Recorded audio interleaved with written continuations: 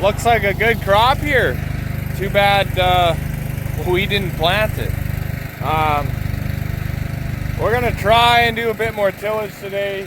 Things are pretty wet. We got some more rain last night, but we're gonna get a ton on the weekend, so if we can get another couple hundred acres done, that would be good. So I'm just fueling and servicing things.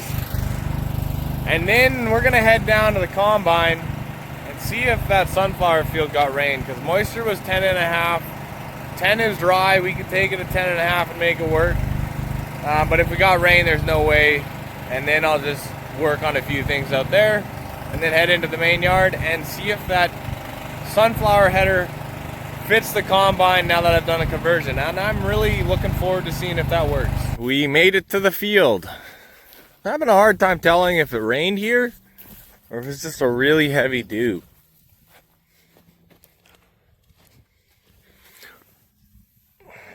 I think it rained. I'm gonna go with rain on that one. And the problem with that is then the heads get all soft. And it plugs up the internals on the combine. Like the concave and the sieve and all that crap. So we will start by getting the returns unplugged and going from there, I think. We are over here on the return side of the combine now, and we've got all the bottom panels opened up. And I open up and take this cover plate off right here. And then this at least allows it somewhere to go. So now we'll spin it by hand a little bit and then give it a shot. I also have to figure out why my sieves are not adjusting.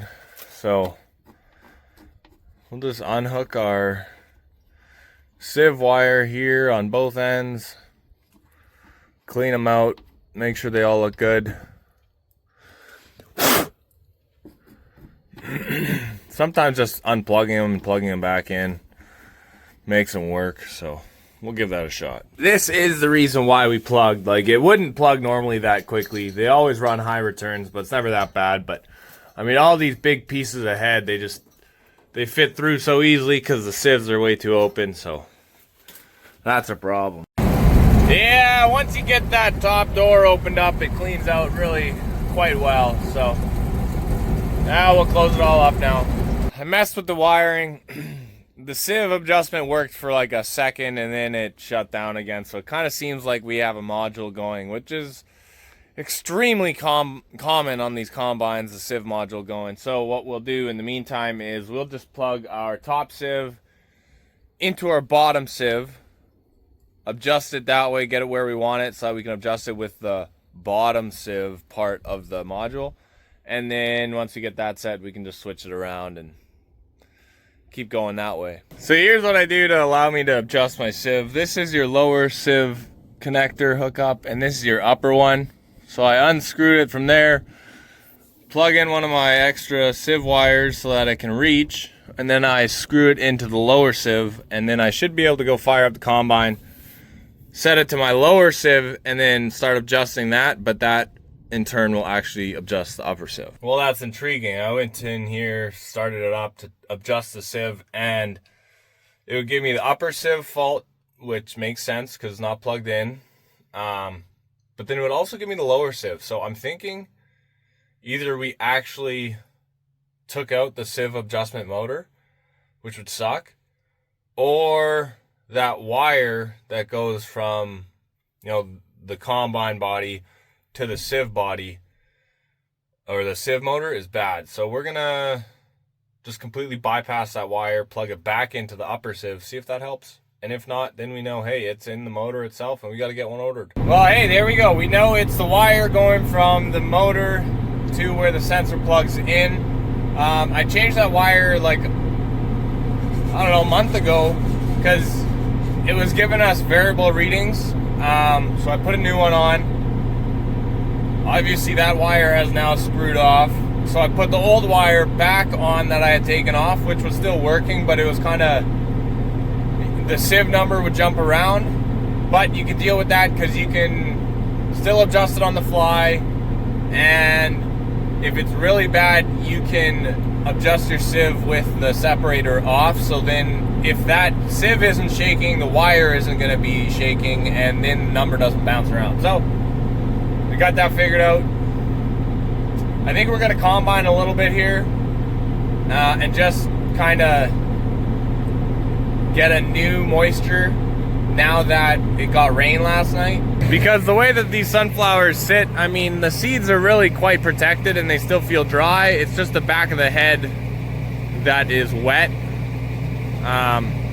which can screw up the internals and plug things a bit, but we'll see what it's like and maybe we can grind through. I really don't think that it'll be super successful, but we're gonna give it another try. And hopefully we don't plug the returns this time.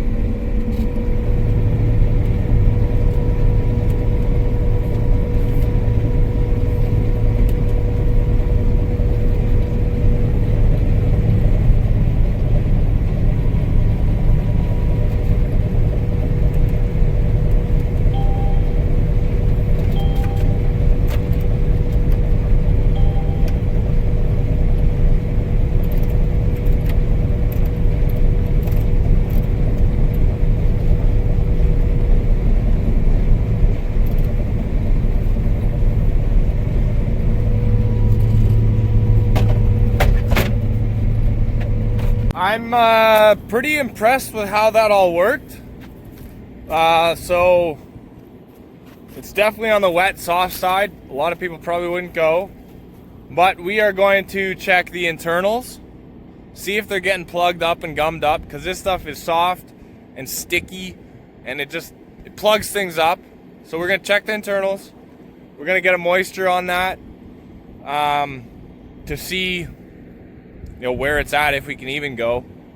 And then we're going to check some losses if we decide we are going to go. But it's looking good. And like when sunflowers, you want the heads to be kind of coming out the back fairly intact. You don't want to blow them up, because then you just get high returns and a dirty sample, that sort of thing. And they're looking pretty good. Like, it's a pretty good chunk of head. Not really any seeds in it. All this stuff in the middle, these are seeds that didn't fill. They're light, they're thin, that's dockage. You don't want that in the combine anyways. There's really not, like it's thrashing out nice. So we'll see how things look. But it went well. This right here, this is the real black gold. So we're getting a sample, we'll take a moisture, and I gotta go meet the deep tiller. They got a hydraulic hose issue. Just left P&H. Apparently it's in between 10.2 and 10.7, depending what machine you're reading it off of, which at that rate we're gonna go. So I'm gonna head back to the field. We're gonna do some pan testing, clean up our sample, just mess around, try and get things dialed in. That's always the hardest part. And see where the day takes us. If it doesn't plug our internals up, then we'll keep going and do a couple loads. You can tell that this guy right here was not a farmer, because I wouldn't be caught dead living in one of those things after the amount of hours I've spent cleaning out a bin. But yeah, I mean, they feel wet. I'm blown away that they're 10.5 or whatever, but yeah, machine don't lie that often. So we'll head back out there. What a wild house, eh? One's a house and one's a garage. Either way, I wouldn't live in it. We're back out here at the combine, and I'm waiting for my brother to get here because we want to drop pans, test losses, that sort of thing, because if it's not set right, you can have some pretty severe losses. But in the meantime, we're going to open up our inspection door for the concave and see what it looks like, make sure it's not blocking up. And I think I'm going to... Well, actually, you know what? I have been very impressed with the multi-crop concave from Sunnybrook, because it's got a few different sizes for the grain to go through, and for what we do with the variety of crop, I think it's perfect, and I think it'll help here in sunflowers with clearing it out and not getting it plugged up. This is a door. We're just going to quickly loosen these nuts a little bit, open it up. So sure, I mean, we haven't done very much, but it's been wet, and I think we would be seeing some issues by now if we were having them. And everything looks nice and clear in here. This front row is for small grains. Then this back row is for like corn and soybeans.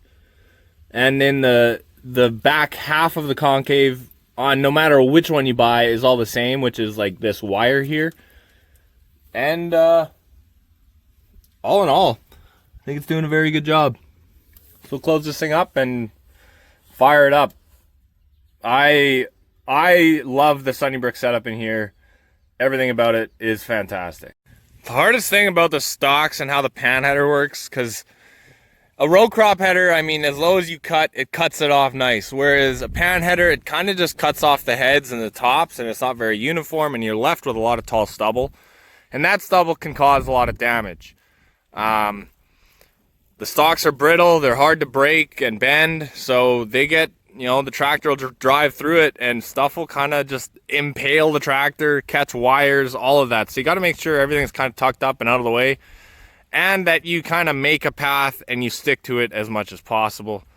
The nice thing with it being as tall as it is it doesn't do much damage to the tracks, whereas when we cut it off low with the all crop header, kind of like in corn, you know exactly where you're driving on the rows, because like the whole track will just show all the stubble damage right on the rows. We're gonna get the grain cart ready.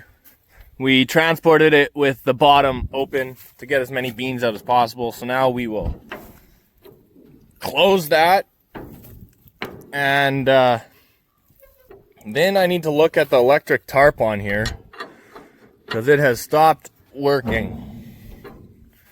So I'm sure it's just some sort of electrical issue, which is always super fun. I really don't think there'd be too many different things causing the problem though, so hopefully it's not a big deal. This is our power for the tarp. And then it comes into this box, which there's nothing happening in here. Doing some quick testing. We got power up to here, but it doesn't look like we're getting power through here, so I think we'll bend our contacts and see if they're working properly. Maybe we can get a bit better connection. Okay, well, that's very obviously the problem. This aluminum cable just completely broke off. Oh, and now that one did too. So obviously these are just building up incredible amounts of corrosion and are not working. So in the time being till I can get this fixed properly, I took apart the connector on this side and I stripped these back, and we'll just electrical tape them together and they should at least work. So very similar to beans, we're doing like a 2-degree angle, just a little bit to keep the rows moving over. It's doing a pretty good job, all things considered. Nice sample going in the tank. So now Andrew's back there and we're just gonna check losses, see how things are doing, but so far seems pretty good.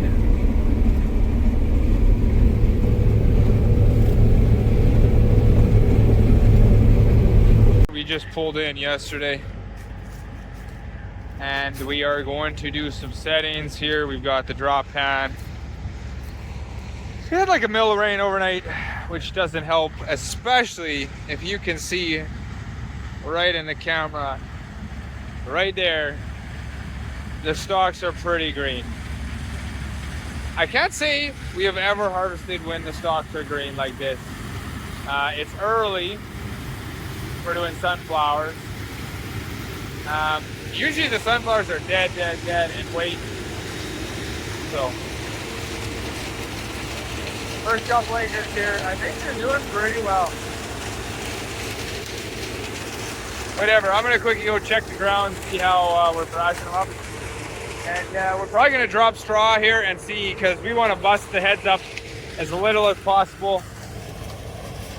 We did a pass here now, so now we're going to drop straw, fold down our spinners, and just mess around with some settings and see what we think we're doing for a job.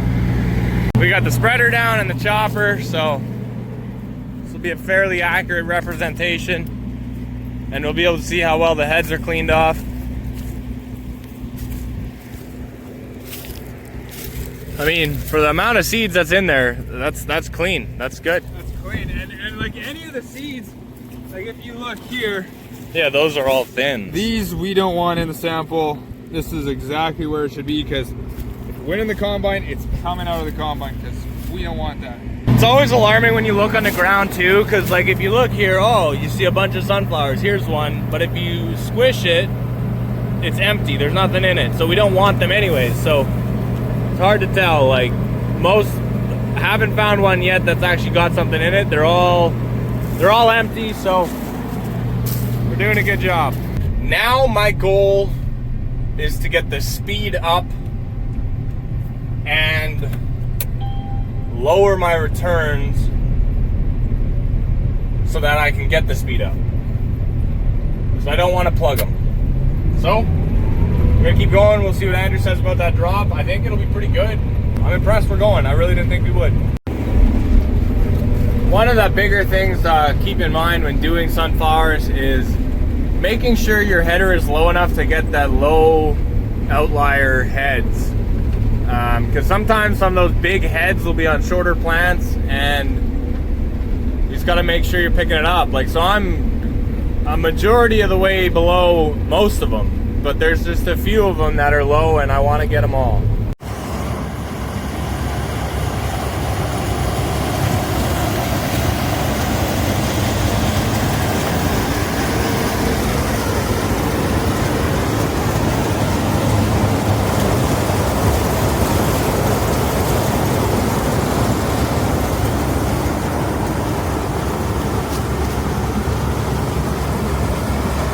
Bears love these sunflower fields, and you always can tell when there's a bear in here and like where they've been, because they'll just sit down in the middle of a spot and like destroy a 15-foot radius all the way around them.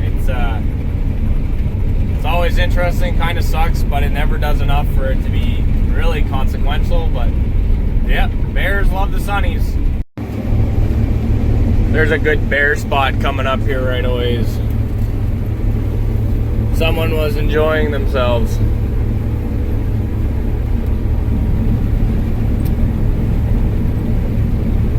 There he is. Look at that, just destroying everything. They were playing in around here good. Tons of spots. Least they could do is get that beaver family that lives in there. We just did another pan test. I'm looking at the results. So you see this sunflower here, and it looks like, oh, that's a good sunflower, right? Oh, let's zoom in. It's a thin. There's nothing inside of that. That is dockage. All right, so that doesn't matter. This one, another thin. Another thin, right?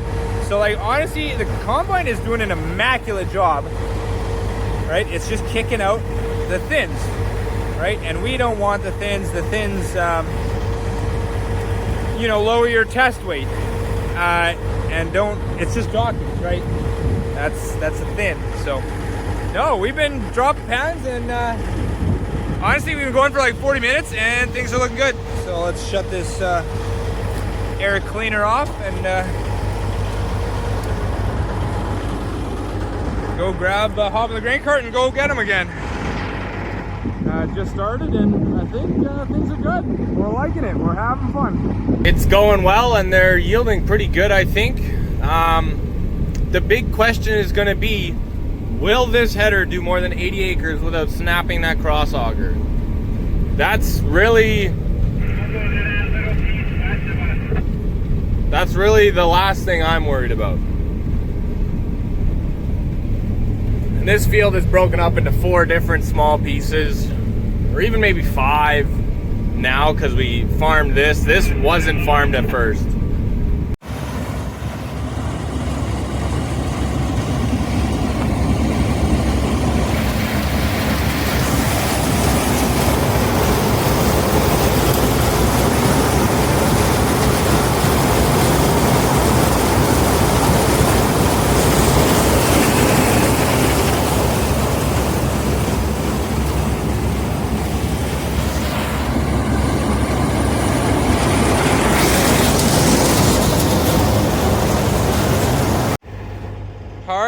we have gotten about 12 acres done here. I've made the call for the Super Bee to head out because we've been playing around and setting stuff up and dialing it in. So I think the plan is to maybe do a couple Super Bees for sure too. We'll get another moisture again. We think they're around 10.2, which isn't terrible.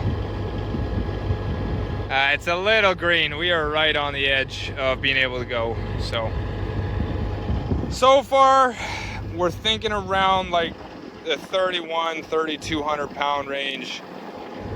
We have only farmed this field twice, for 2 years. So I don't think this will be as good as the other stuff we've been farming for a while. But that's still pretty good. Like we'll take 3,200 pounds, that'll work. For a field we've only been farming for 2 years, and like we had some weed problems in here. We hit it twice in crop. Hit it with Express SG and Express Pro like once, and then 2 different kinds of grassy weed herbicide. So I mean overall, like that's pretty good. We're happy. We're having fun. This guy right there is having a whole bunch of fun. And then in a couple days, he'll have a lot less fun once it, you know, the new crop becomes a chore again. You know how it is. Just cruising along.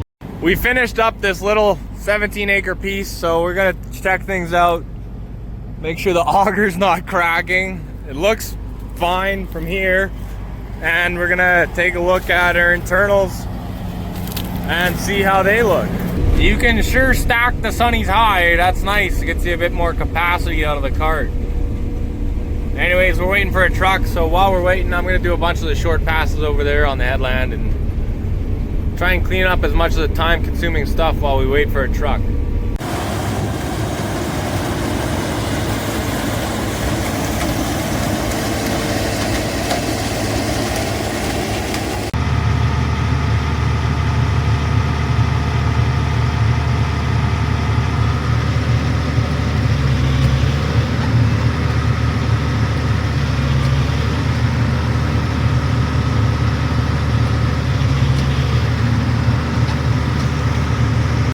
Going so well, but the header has different ideas, and this time we broke the knife drive, like the cutter bar itself. It snapped, so I don't know if we took out another pivot bushing or something, but it's weird. We usually don't have issues with this, so that might be it for today. I'll bring the knife drive home with me and weld it, I guess, fix it up best I can. That sucks. We're making good progress, man. Really good progress. I am really not sure why this broke. Well, I don't know. Maybe that's why. It kind of looks like it was already cracked, maybe. And then it went the rest of the way. Yeah, it looks like it already had a crack in it. Well, I guess that would do it then. Today was supposed to be kind of like a soft start anyways, because we're going to get a couple inches of rain on the weekend. So we just wanted to see how things would work. Unfortunately, they didn't. But there's lots of room in the guards. So we're gonna weld this thing back together and then we'll put a splint on it. But you can see based off of the end there's some rust. That crack was already there. And it finally let go. So that's a 30-foot long knife, which is really hard to drive a 30-foot knife off of one side. So it's asking a lot, but now I have to figure out how I can get it back to my place. I'm gonna need a trailer, and then Andrew had said, hey, we got the header trailer. So we're gonna get her put on there and take it back to my place and fix it. I'm telling you, this is really the header that never stops giving. Like in theory, it's good. And if we can work the kinks out, and hopefully we have with the auger, and the knife just being a whatever it happens, hopefully it runs smooth, and then I'll be really happy with it this year. But last time we used it, I wasn't so impressed. These are the teeth I made and bolted on. I just did them in 10-foot sections. Boom, boom, boom. and they help a ton. They really help feed it in good. Unfortunately, the header didn't make 80 acres, it made 20, but hopefully it's not a reoccurring theme this year like it was the last time we did sunflowers. So we're gonna work on getting this knife drive put together.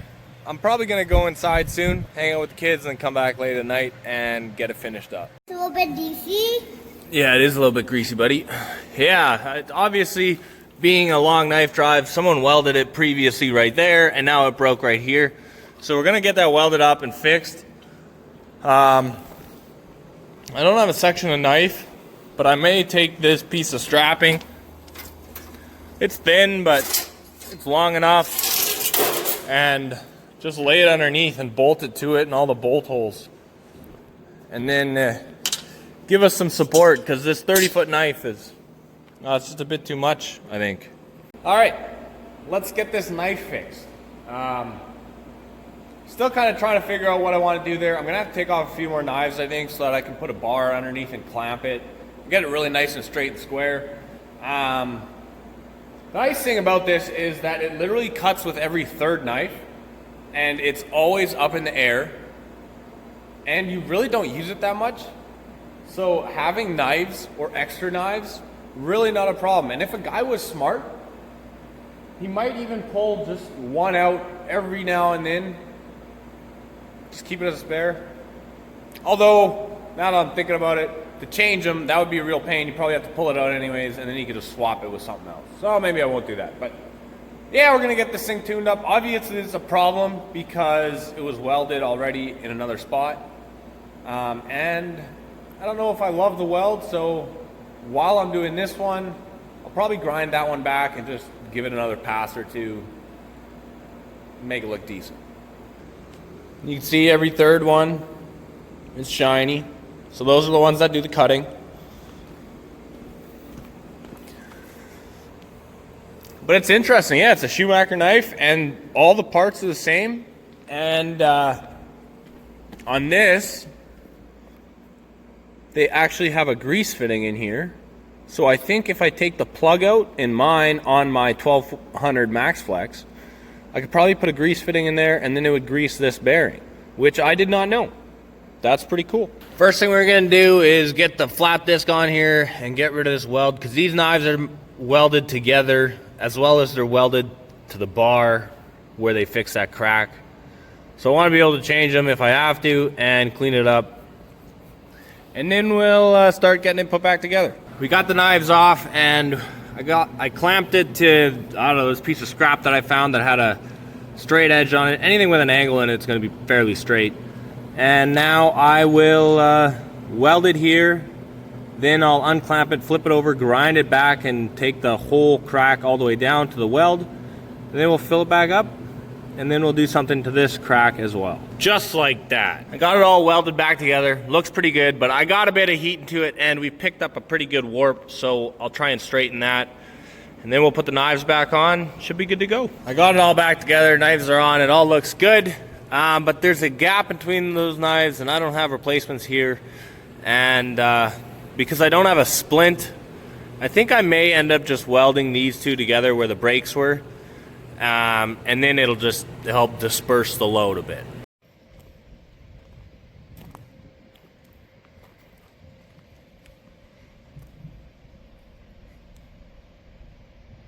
We lived to fight another day. We got that knife fixed. I think it turned out pretty well.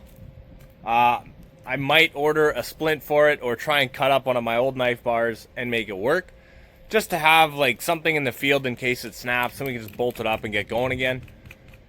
But now tomorrow, the plan is kind of try and get that field wrapped up, because we're supposed to have a lot of rain this weekend. I mean, it's thunderstorming right now. It rained for a bit. I don't know what it's doing down there. It'll be interesting to see what happens, but so far I've got high spirits for sunflowers, and that's kind of fun. We haven't done it for a little while. Anyways, hope you enjoyed it. We'll see you on the next one.